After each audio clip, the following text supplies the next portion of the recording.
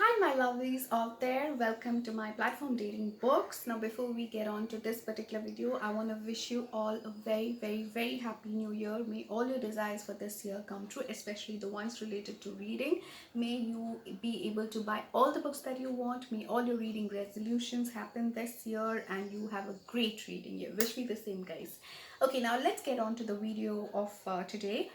This particular video is a very special one because I'm going to be talking about all of my favorite books of 2020. Now, these are not the ones that were published in 2020, but my favorite reads of 2020, a total of about 6 books that I'm going to be talking about.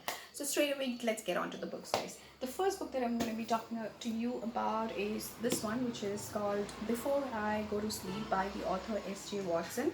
Now, the year this book was published, it became a New York Times bestseller.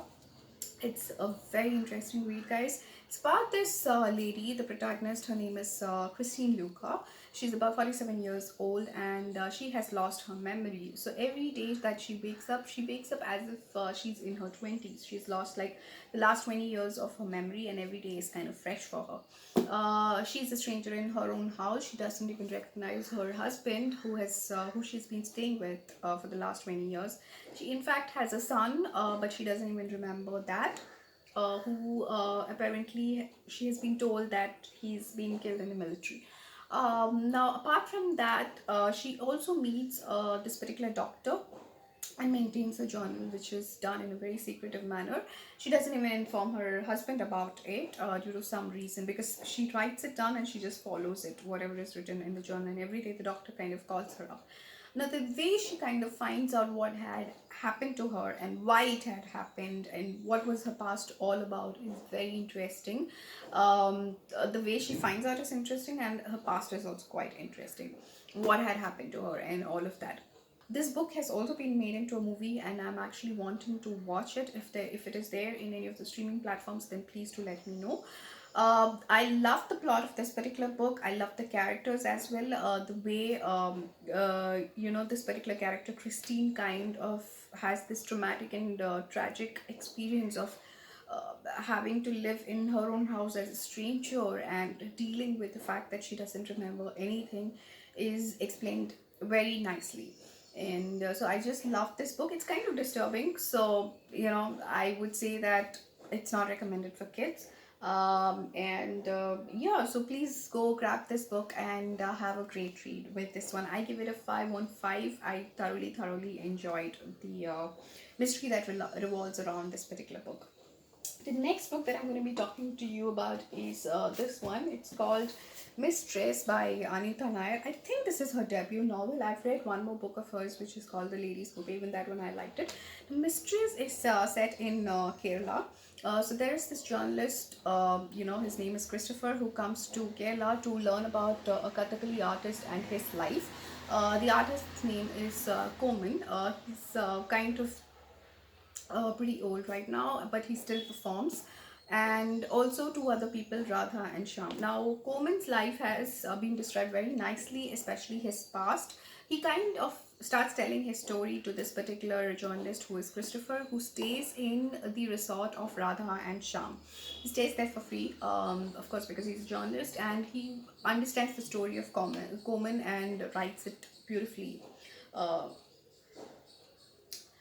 Christopher stays in the resort of Radha and Sham and interacts with women on a daily basis and starts writing about his life story.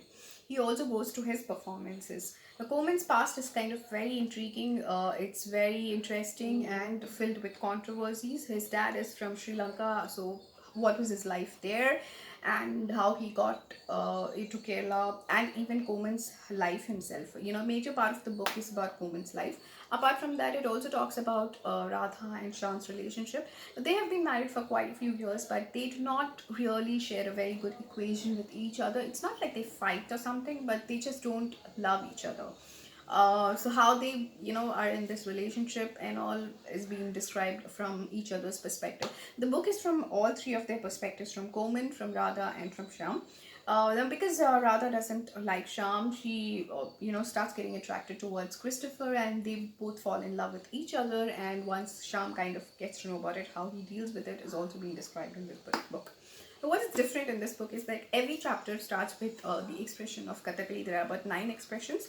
Now every chapter starts with 1 or 2 pages of the Kathakali's expression, and the chapter kind of revolves around that expression. The story is revolves around the expression that has been described initially in that chapter. So these are those 9 expressions that have been described at the start of each chapter.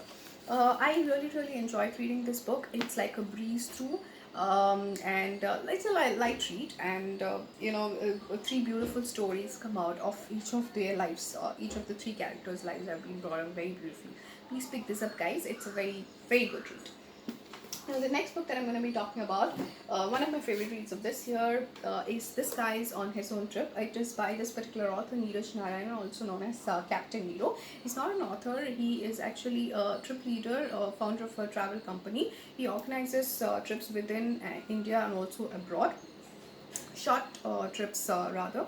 And this particular book talks about his solo travel experiences, right from the time he quit his corporate job to the time he finds his. This particular book talks about his travel experiences right from the time he quit his job to the time he founds his own company. And this book is actually filled with many travel experiences of his. It's quite adventurous, it's quite weird, the experiences that he has, the kind of conversations he has with all kinds of strangers. Wow.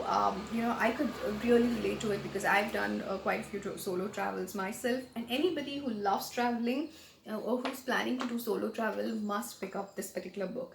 And if you are in India, then please do get in touch with him if you would like to have a travel with him. He's there on Instagram and Facebook.